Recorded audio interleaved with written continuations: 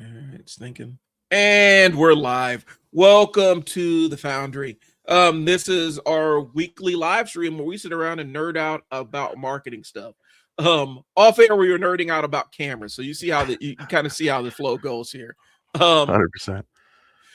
right now, what we want you to do is join the Foundry. I've done just if you're following me on my Facebook, you guys have seen me talking about it. This is us reimagining what marketing consulting looks like, and we're not holding anything back. Instead of charging you a large retainer, it's a low monthly fee to jump in there and get real marketing, no bullshit, and that's really what we're about. And in the no bullshit theme, you don't have a time problem, you have a truth problem. Brian, go ahead and take it away. Okay, we're going to talk about, like Brian said, you do not have a time problem. You have a telling yourself the truth problem. Um, the reality is, business owners like to say I hear it all too often. I don't have enough bandwidth, or I don't have the time to pick something marketing wise. They're too busy. The old saying is, you're too busy working in your business instead of on your business, right? Right. But you had time to scroll for a while. You had time to complain to somebody. You had time to, you know, tweak your logo or something on a business card 17 Mm-hmm. times. You had time to rewatch YouTube a little bit, maybe some Facebook and TikTok time. But you don't have time to post. You don't have time to reconcile your books. You don't have time to call, a lead back. That's not a time issue. Right. It's straight up avoidance, Yeah. right? And what we kind of want to get across to you is that there's I guess the ultimate thing is you're prioritizing here, right? You're Mm-hmm. prioritizing things, and I'm going to go off script a little bit here, where it's the Toyota method. If anybody's read that book, or the Toyota way or whatever, where just to save some efficiency in their processing plants, they'll shut down the whole plant, figure out a way to fix that little inefficiency that's not working, and then implement it, turn the plant back on, and now over, you know, days, weeks, months, years, they're saving millions of hours or whatever it is, you Yep. know. So you have to start thinking that way, where it's like, I need to stop for a second, do what I need to get done, and get it done, right? Everyone has 168 hours a week, you know. Right. The difference between an owner growing, an owner surviving, and an owner drowning is not time. It's really where their attention goes and where they prioritize. You Yeah. know, I don't have time to post translates to I'm afraid of looking stupid. Brian can talk to you a lot about that because he deals with like people getting on camera and stuff like that. Yeah. And if people are really afraid of looking stupid, I don't have time to organize my books is translates to I don't want to see real numbers. I'm afraid of them. I'm afraid of, that's why people don't weigh themselves sometimes, right? Yeah. And I don't have time to build systems and build efficiencies in, and that translates to I'm addicted to chaos because it makes me feel important. That's that whole Seinfeld George Costanza. I'm busy, busy, busy, busy, but you're not really busy. You make Yeah. yourself look busy, and that's kind of where we're at with it. And we're going to get into, and Brian's going to talk here now, where you get into like fixing that problem and adjusting your mindset a little bit. Go ahead. And so one of the things is, and this is something else you mentioned, you get addicted to the learning aspect because learning is fun. Learning things is awesome. By the way, QR code up in the top if you're interested. That is for the Foundry, so you can join our community and be able to pick our brain. Sorry, I had to adjust my camera a little bit.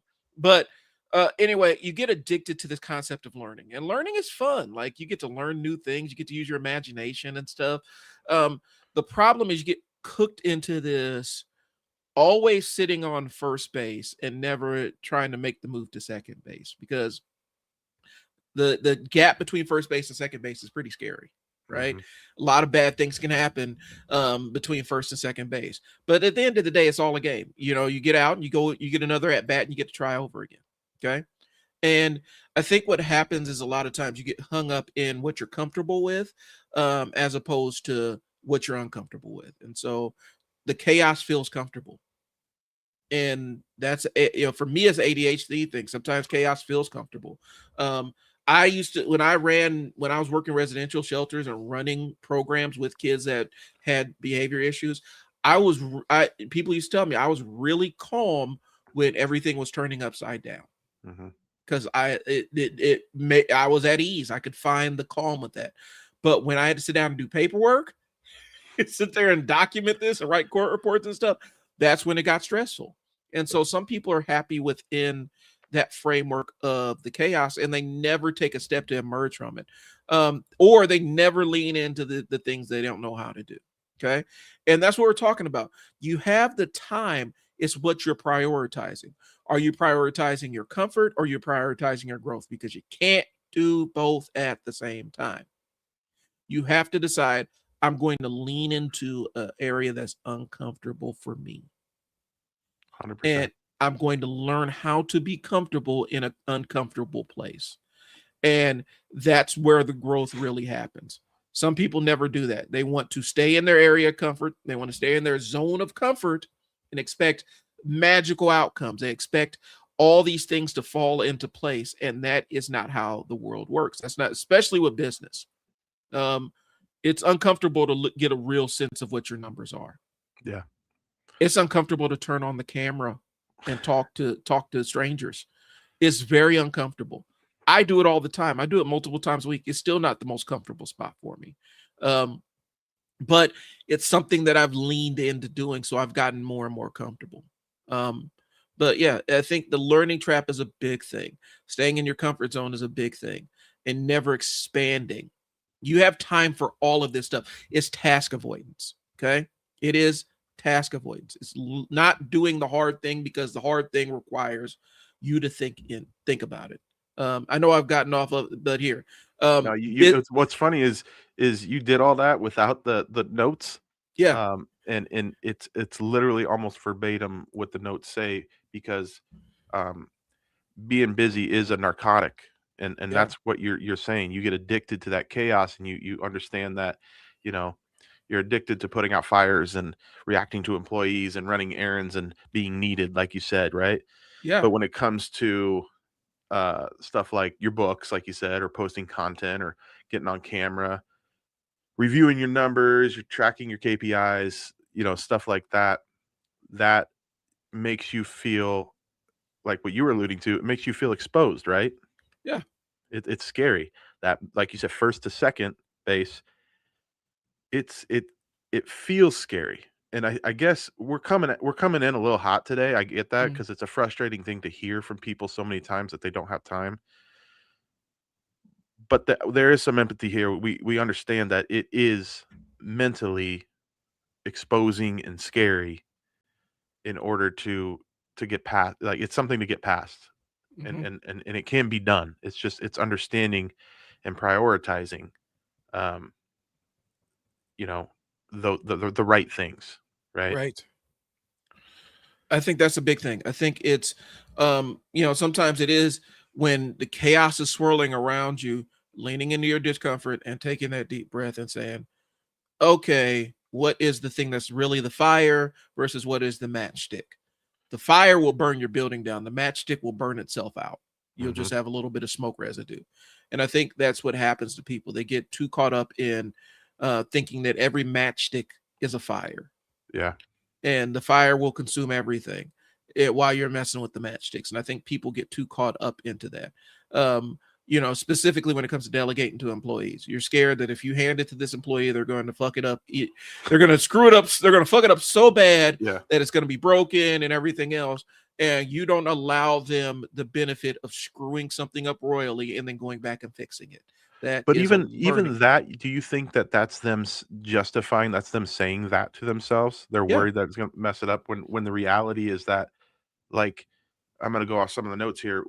We'll get kind of surgical here, but like them saying, I don't have time to post, for example, is, them actually saying to themselves, I'm okay with staying invisible. That's comfortable to me. I'm okay with being dependent on referrals only. I'm okay with unpredictable revenue, Like it's these mental blocks that they justify to themselves because they're scared, and it's okay to be scared, like I said. But like, do you want to grow? You want to make money or not? Like, Yeah. Well, I also think I'm adding something to this. This is a marketer telling you this. This is somebody who gets paid to do marketing for other people. I feel like sometimes business owners want to outsource because it's a cop out. Your marketing needs to contain you in it. You Mhm. need to be writing some of your social media posts. Just hiring somebody to write and post all of them, specifically if they don't speak in your voice. If you haven't trained them to speak in the way that you would speak, or speak in the voice of the business that you have established, it's a cop out. And so you hire and outsource a lot of your marketing just because you don't want to do it and you don't want to have to be involved in it. I'm saying that your marketing as a business owner, it's imperative that it has your personality. It needs to be infused with you, because that's what's drawing your clients to the door. Yeah. It has to have you in it. You have to be present in your own marketing. Y'all hire somebody will go out and hire with a social media manager, bring them in, and you let the social media manager just run loose and post stuff, and you'll get plenty of likes and stuff like that, but no engagement. People Right. aren't doing anything with it because they're not compelled to it, because it doesn't feel, there's a disconnect. There's a psychological disconnect from what they're writing and what the business is that they've encountered. And like I said, it feels like a cop out. 100%. I totally agree. And this may lose me customers or clients, but it's like you can be damn sure that if you're a client of mine, I will be involving you in everything, even a complete, done for you system that I build Mm-hmm. will strongly include a brain or a basis or a foundation of the owner of that business, because it has to. You have to have your mission, your vision, your whatever behind the message that you're pushing out. Yeah. It's not marketing is not what you see on, what was that big show with the ad Mad Men. company, Mad Men. Yeah. Even that showed you, the emotional part of it, but like it's not all fun and games like that anymore, where it's like marketing is this thing you can just turn on and run an ad, and that's not the way it works. People's brains don't work like the 1950s, Yeah. where they need to see they've been through it. You gotta figure from that's 70 years ago, 75 years ago, right? Yeah. And we've been through where our brains have I see an ad on TV and it doesn't even it's like this and that. I'm not engaged in this. Right. It just doesn't work like that anymore. It has to be authentically a piece of you has to be part of it. Mm-hmm.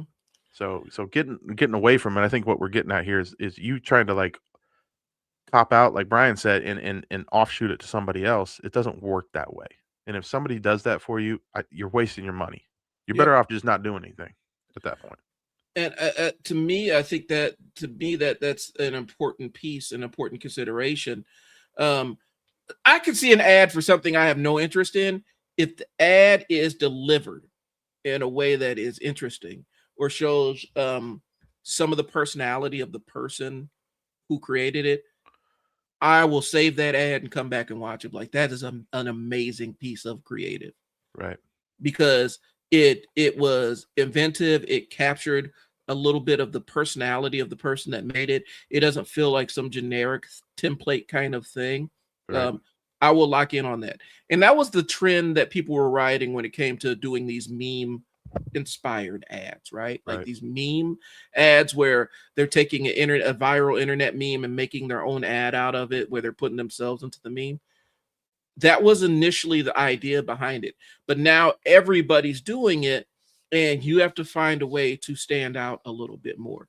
Even Right. if you're doing that pathway, even if that's what you're doing, subvert the audience's expectation, end it differently than the meme that they're familiar with. Infuse some of you into there, make a call out, and even go meta. Like I would even have meta commentary on it. Like, hey guys, this meme was popular, so I'm going to make an ad out of it. I would call it out to show that it's different, but infuse something of you. Stop. And I think and I'm kind of going far afield. Stop shutting your brain off and letting the marketing just happen to you. Yeah. Your marketing is a part of your business. It's how you draw clients. It's the art of finding the market for your business. Right. Yeah. And the next topic is kind of how do we kind of break this down to mitigate this, right? Hmm. And what's funny is I'm talking about this today, and I'm personally doing this with 531 Labs, where like you've heard Brian and me say Hmm. we're shutting down certain aspects of our business, and really what I've decided to do is simplify things. And so when I leave work and then I come back to work, I'm very clear at where I left off and what I got to get done. Yeah. That's been a struggle for me for 23 years, right? So simplifying into these kind of categories, these categories of owner work, right? Hmm. And the three categories are maintenance, optimization, and growth Right. of an owner of your business, right? So the way I broke it down, just like 531 Labs, to use it as an example, is I broke it down to I have one service and then I have 4 tiers within that one service, right? And it's not taking any value away from any tier. It's just it's less or slower, or that's how the tiers work. It's mainly like how involved am I in your system. So but I say this because I'm simplifying it on my end so I can systematize my clients a little better, and it's not all this like, oh, what do I do for this client? What do I do for that client? And it's more like, no, we run you through this system because it works, right? Right. So simplifying things to these three categories, I'll just break them down real quick. Okay. Um, so number one, maintenance. That is about keeping your business alive, responding to emails, fulfilling orders, managing staff, and customer service, right? Right. And I think let's do this. So I'll say those, and then maybe you can like, I don't know where I was going with this. Like, can it be delegated or not? Yeah. So I'll do that real quick. You just say yes or no, because I Yep. trust you and your experience to get it right. Yep. So maintenance, keep the business alive. That's on the owner. Hmm. That's a top level, right? Responding to emails. That I would, if you have an employee that you've trained, and you trust them, that can be delegated. Now, I would actually advise if you don't have somebody, train them up so that they can respond to emails, and then train them on how to ascend emails. Say, these are the emails that need to come to me. These are the emails that you can handle. Boom, And draw that line. I think you boom. can delegate that one. Fulfilling orders. That's an easy one. That can be That's delegated. that can be delegated. If you got more than one person in the shop, you can delegate the fulfilling order side of things. Here's one that can go either way: managing staff. Um, so it In, depends on the structure and hierarchy of your yeah, organization. in the sense of major issues, obviously that's an owner problem. Yep. Uh, I would say managing staff like scheduling and stuff like that, that can be trained and delegated, in my Yep. opinion. And I'll add something. When I had my staff, I would always train them 2 levels up. I would train them to do, because I was actually 2 or 3 levels above my staff. And so I'll train them a couple levels up so they could slide in to fill in if they needed to fill in for a supervisor. And I train my supervisors to do what I did.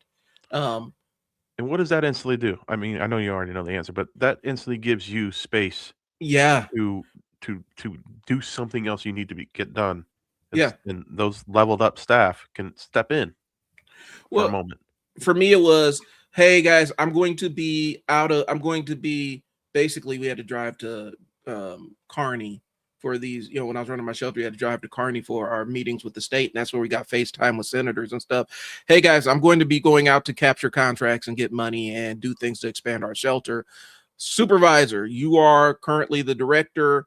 Do what I do for the time being so I can go out and capture the bigger fish. That's so yeah, managing staff can be delegated to a certain degree. And then Mhm. the last one in business in the owner category for work is customer service. Have an ascension strategy. Yep. So there's some things that a customer service that you can delegate to staff, other things they need to ascend up to you if it's a big deal, because you could save yourself a ton of headache if you strategically put yourself into the chain when something big comes down the pipeline, you can give, hey, we go ahead and guys, we need to refund that immediately. You can step in, but more times than not, you can delegate customer service as long as you have some kind of ascension path. So the way this works, that how I'm kind of structuring this and presenting it here is everything we just talked about is typically where owners live 24/7. Mm-hmm. They, Yeah. they, and that is why they can't get to these other two categories. So that was the intent here. It was to tell you that these things can all be delegated, to some degree, to give you the Mm-hmm. space to optimize and grow. So optimization is making the business run smoother, putting in efficiencies, SOPs, systems, and stuff like that. Yep. If you use any software for your business, so this goes from brick and mortar retail all the way up to e-com, right? Mm-hmm. Where I can tell you that I need to do software cleanup. I have so many different softwares and stuff that I use. I'm sure Brian does too. Yep. And there's software that people use. For example, I know a lot of retail locations use Square and Toast, right, for their point of sale. Yep. They're not even using those systems to their full advantage. I mean, some of those people have thousands of contacts in their POS system, and they don't even realize that they can market with that, right? Yeah. Financial organization, I'm terrible at it. My wife handles it for my company. But that's something that business owners need to focus on, and that can be delegated Mm-hmm. to a financial company that handles that kind of stuff, or someone you really trust, like my wife. Well, and I want to throw this in here because this goes into the optimization piece. If there's somebody that can optimize your business better than you can, pay them money and let them do it. If they're really good at it, here's the thing. A lot of business owners struggle with this. A lot of managers struggle with this, is hiring somebody that's smarter than you in a specific area, because Mhm. they end up feeling threatened, like they're going to get replaced in their own business. Hire somebody that knows shit that you do not know, Yeah, let 'em because cook. that is going to save you so much time. It's not a competition. They're not going to take over your business. If you're a supervisor or manager, they're not going to take your spot. You look smarter. Sometimes people don't want to move up to your seat. They're happy where they are. They just want to be able to work without the distraction and work without being micromanaged. Hire somebody that's smarter than you are in the areas that you need to grow, and that will 10x your business, 10x your ability to manage and be effective as a manager. So if you have an SOP person, if they're really good at that level of structural thinking, give it to them and let them design it. And then Yeah. you ask them, what is the standard operating procedure for this? Okay, I like that. Or we tweak this? Now we run with it. But let them be that person 100%. and stop trying to master it yourself. You have final say. You're the owner. Yeah. You have the final say. So let people do what they can do, and then you have that check at the end to be like, okay, yeah, let's tweak this, let's do this. Let them go. Yeah, I 100%. I got one more thing I'll throw in here, Brian, before we Go move for on it. to the next one. Go So for it. an example I'm using for myself, I'm opening my studio here. I'm going to be trying to aim for the first week of March to get my first couple of clients here. I know how to run cameras. I know all that other stuff. We nerded out about cameras before we got on the thing. Mhm. There are going to be times where I actually hire a videographer, just because I don't want, like, this is your expertise, is your wheelhouse. I'm going to hire you and subcontract you to do some of this other stuff. Mhm. Because you may have you may have some knowledge that I don't have, or I don't want to spend time thinking about this stuff. I just need the thing done. And so I'm going to hire a videographer to work in-house with me on projects that I don't want to have to touch all the time. Or an editor possibly too. Or hire an editor. Hire people that know how to do things that I know how to do, except they are a little bit more competent on it, or they have more of a passion or drive to do it. That's going to save me so much time, as opposed to trying to do this entire thing by myself. I've learned that lesson. I will not go back down that road. So case in point, right? Like, that gives you the ability to grow the business. If you had to sit there, shoot everything, edit everything all the time, when are you going to grow the business? Right. You spend 90% of your time in-house trying to fulfill, right? Yeah. Yeah, 100%. I agree with you. So, all right. So that was my thing. Let's go on. I think we are on the growth, right? Yeah. Okay. So the third category of owner work is growth, and that's making the business bigger. Mm-hmm. And we do that with content, ads, strategic partnerships, outreach in the community, and developing more products or services that you can offer to clients or customers, right? Yep. So those kind of 5 things there. And if you want, you can jam on this a little bit Yeah. because it's kind of where like your studio's coming into play for people. So the Mhm. content and shooting ads and that kind of stuff, we know that is the way of marketing these days. Yep. It's content. It's find what works for you, find what hits, turn that into an ad. It's a simple formula that you just keep rinsing and repeating, and that's just the way of the world right now. Right. Ryan and I are doing it right now. We're on a live stream. We're not paid to do live streams, Mm-mm. right? This is a form of marketing. It's a form of us. It's a way for us to, well, it's a little bit of therapy for me and Brian, Yeah. but it's also like we're launching a foundry, and that's what this has become, and it's a fluid process that changes, but we've landed on that, and that's kind of where we're doing the whole group consulting thing. And this is a way of doing that, and you'll start seeing more videos and stuff come out, like commercials and ads and stuff that we're going to be pushing. Um, but yeah, go ahead and I guess to Uh, ask you this, so how do you see getting rid of that maintenance mode, mhm. delegating some of those things? How do you see an owner being involved in the content and ads and stuff like that? It's gotta be infused with you. Even if you don't touch it, the people that you train have to know you and know your business, know what your expectations are thoroughly enough that they can create content that aligns with what your vision of business is. And a lot of times people want to shut their brain off and just completely outsource their ads or completely outsource their content and then wonder why they're not getting the right type of clients. They're not getting the customers that they had before when they were doing it. And then you get caught in this loop of, well, only I can do this, or only I have the magic sauce, or only I have the magic touch. I liken it to a chef that never teaches anybody else how to do the recipe, where they're constantly being the one having to work in the kitchen without and not being able to lead the kitchen because they're the only ones that can do it, and they built a trap for themselves because they're too scared to show other people what their process is. Um, and I think that's what happens. I think specifically with the growth side of things, especially when it comes to content, when it comes to ads and things along those lines, yes, it has to have you in it.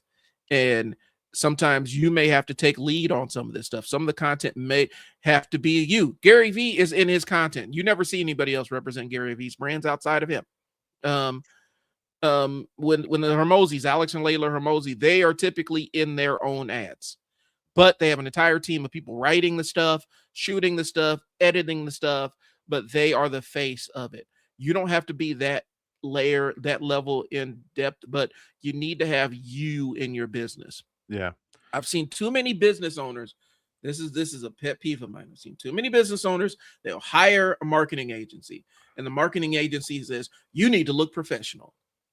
And what professional means to that marketing agency is the most fucking most sterile looking website and social media and branding and all this stuff looks super generic, super stare. It looks like it was templated and stamped out, and it looks professional, it looks clean, but none of the business is represented It might as in well be their stock branding. footage.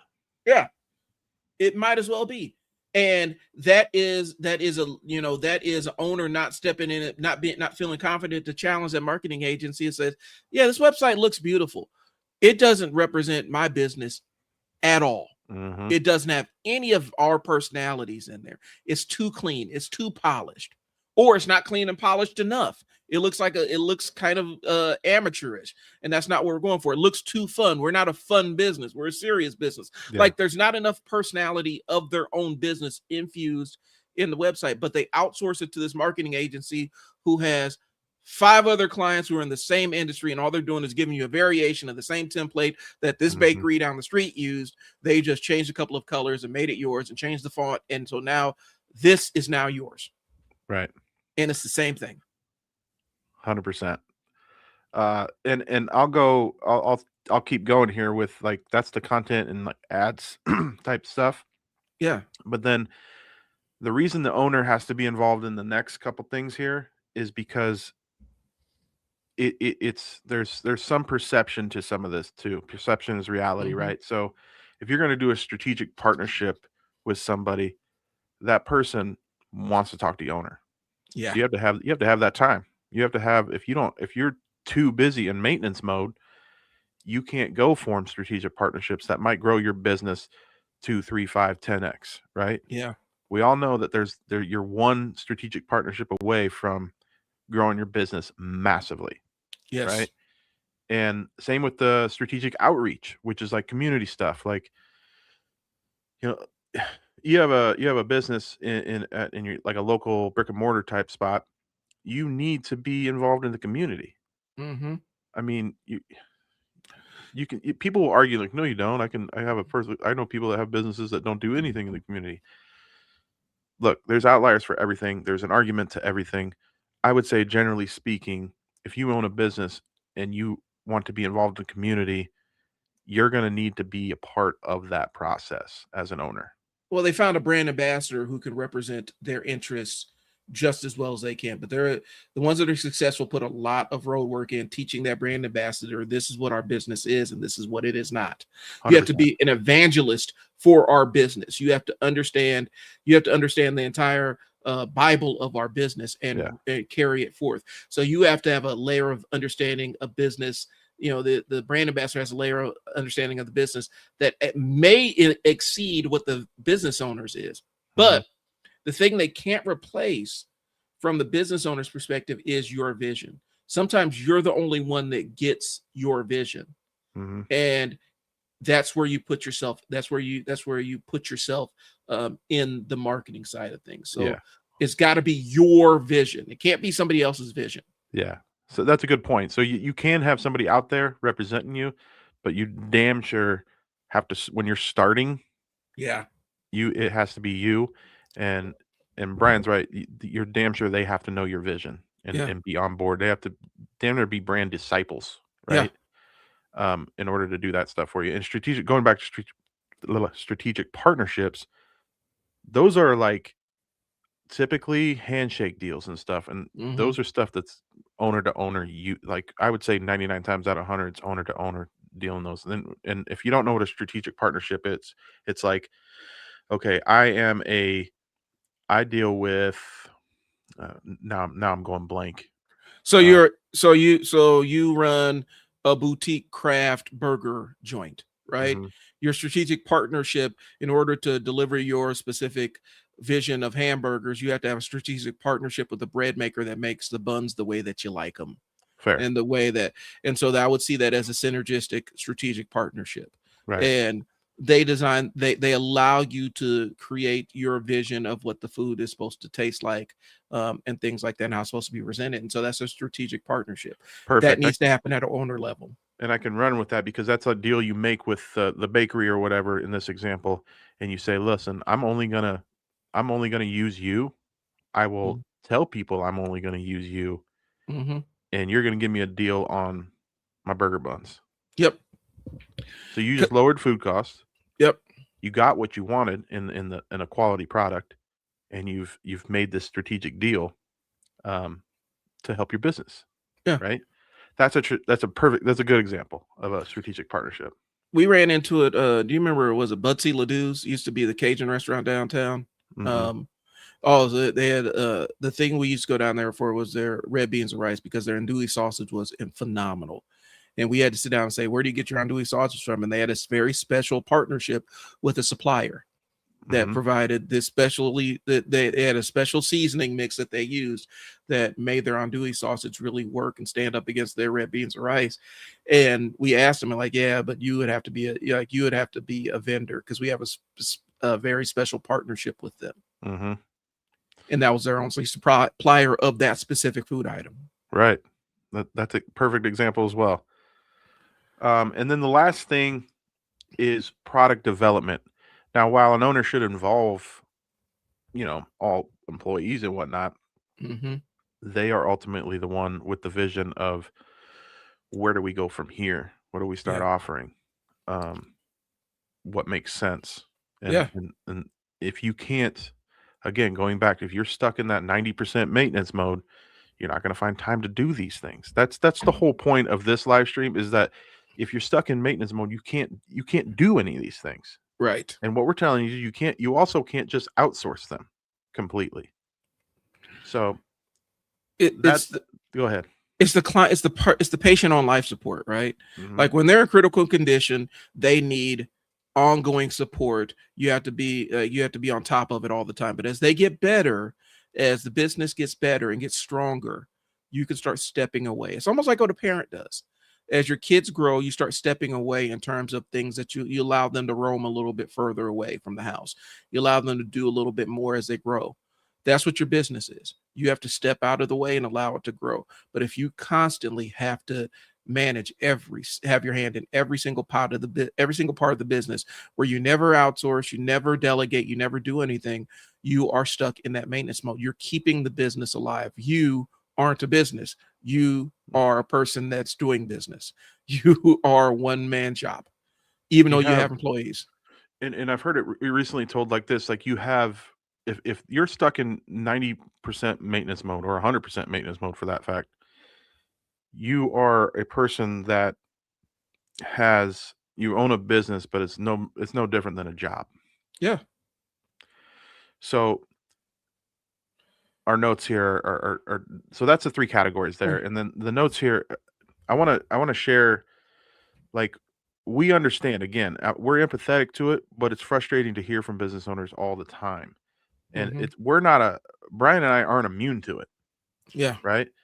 Um, I'm actually doing this right now where I'm kind of stepping back. I spoke a little bit about what I'm offering as a service, but like I'm revamping a lot of stuff and changing from being a corporate fractional CMO to multiple businesses to running back to small business and medium-sized businesses to have a better impact on my community, right? That's Right. my vision.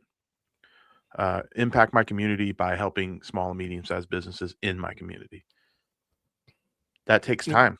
It Yeah. takes restructuring.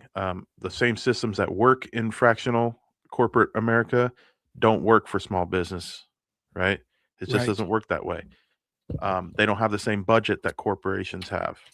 Um, those things. So I had to step back, really take time, not get clients for a few, like 6 months, and focus on what the hell I am offering and what systems I need to put in place so I can keep growing Right. and stop building and maintaining.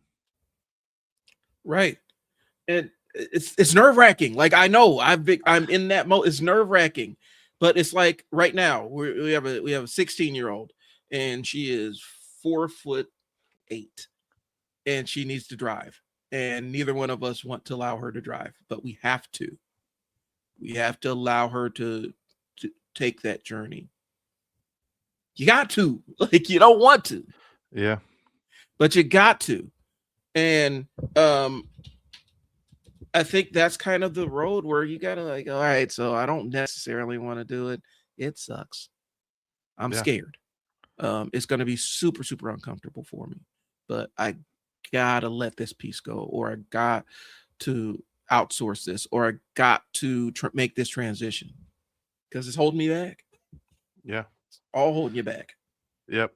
I'm the same boat. I got a 15-year-old that's learning to drive, and I'm the same way. She's not 4'8", but she's only 5 foot, and Yeah, I'm terrified. I'm watching her drive, and she's as close to the steering wheel as I am to this microphone. yeah.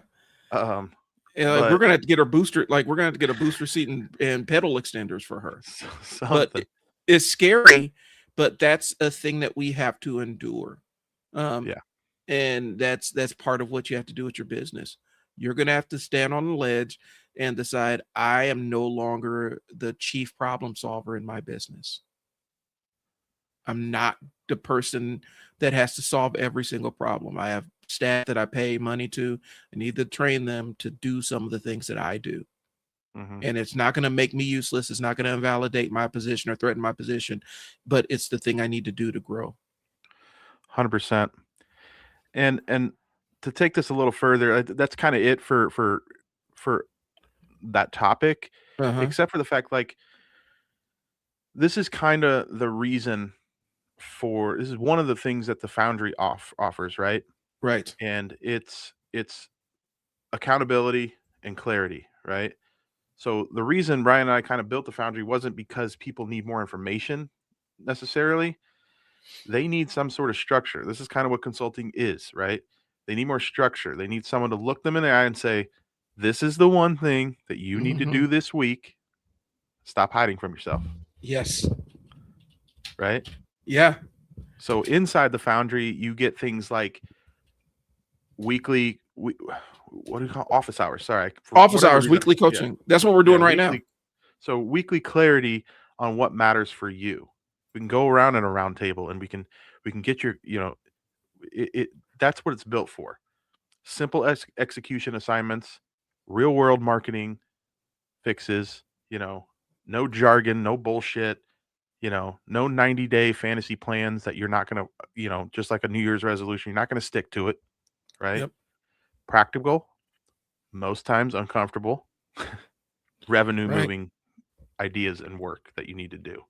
So I didn't plan this.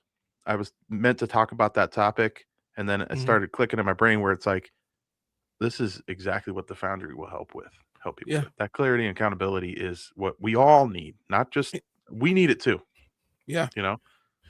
And I think that's the piece that you get the most benefit out of, because it's a community of other business owners who've experienced the same growing pains that you've experienced, and you can absolutely skip going through your growing pains if you use theirs as an example. And so you not only get access to us, but you get access to other real business owners doing real business. It's not just a bunch of internet marketers hyping each other up or anything along those lines. That we are targeting real business owners. And I'll be honest with you, a lot of these communities out there are just a bunch of kids who are internet marketers. They've never done business in any real way, shape, or form that doesn't involve internet marketing stuff. And that's not, there's nothing wrong with it. I'm not casting aspersions on that, or dispersions. Is it aspersions or I'm not downplaying it. I'm not throwing shade at them, but there's a difference between being a successful internet marketer and being a successful business owner with multiple businesses under your belt. And that's what we're offering. So you get a chance to be in a community with real business owners doing real business owner things and having real business owner conversations. Plus you get access to 40 plus years of combined marketing experience. For $97 a month, guys, this is like the cost of one client. For some of y'all, it's the cost. It's not even, it's less than the cost of one sale. Yeah. For a lot of people. Yeah. Or you look at it this way, where it's like you could hire on a social media manager, part-time high schooler. It's going to be more than $97 a month. Yeah. You know what I mean? And what we're trying to do is, it's not that you don't have time for these things, right? We've made that clear. You have the time. You can prioritize, you can delegate, you can do those things. What you really don't have is a system of accountability that forces priority in your business. Right. And I think that's where this took a while for Brian and I to develop, because it's tough out there. I get it. I'm a small business owner. He's a small business owner. We get the struggles and the time, but you have to, you don't find time. You kind of declare it. Yeah. Right. You say to yourself, this is what I'm going to do. I've had there's a couple of people at our workshop, Brian. I don't know. I heard this they had conversations with me out offline or whatever. And they said, I forced myself to come to this, and I'm so glad that I did. Yep.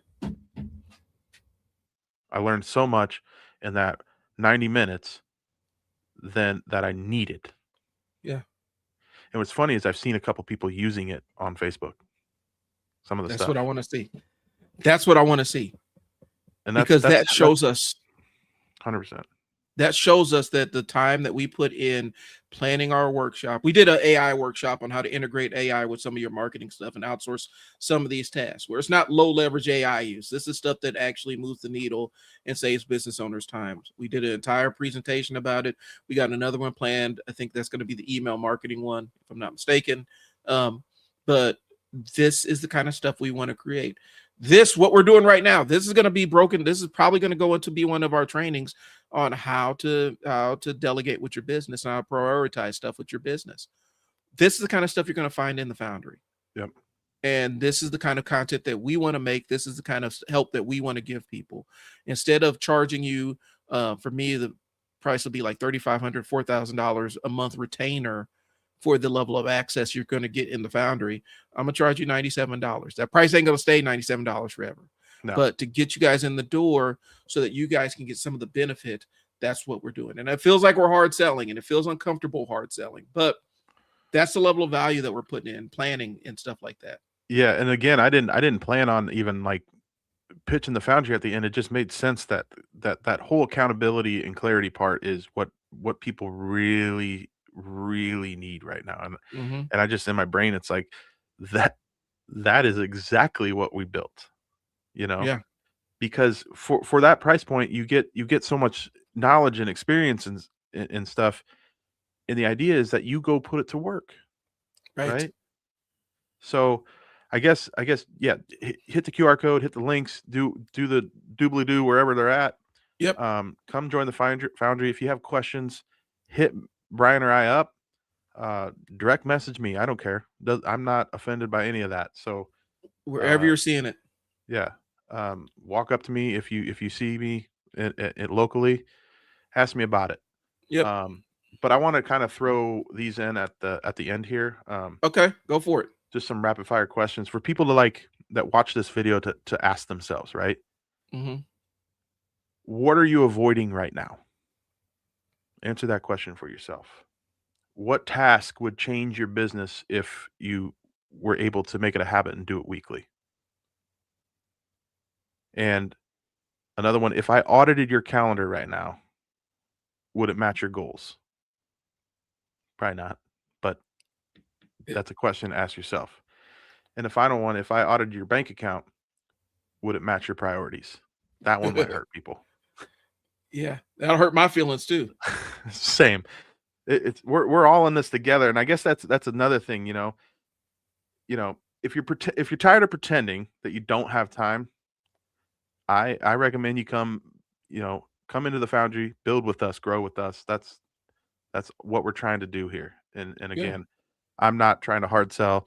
I'm just saying that it is a hugely beneficial thing, affordable for small business owners to level up 2, 3, 5, 10x.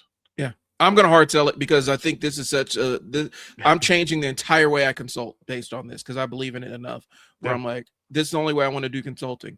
Jump in here so that we could have direct access. You can ask us real questions and get real-time feedback instead of having to book out times and do the other stuff. Jump in there, jump in the live streams, ask us questions, engage, help each other, help us, help you. That is the Foundry. Get in there. We're building better businesses. That's what it is. No bullshit, no BS, no tactics, no trends, no internet dances, no TikTok dances, none of that stuff. Yeah. It's going to be real stuff for real business owners. That's what it is. 100%. So, all right. But yeah, kind of all I got. That's all I got, man. Guys, join the Foundry, jump in. QR codes at the top. The link should be on whatever description you see. If you got any questions, you know how to reach me and Brian. Reach out to us on the platforms you're seeing this on, and get into the Foundry so that we can help you grow your business. I've been Brian. I'm Brian as well. I'll talk to you guys later. Thanks for tuning in. See you guys. Peace.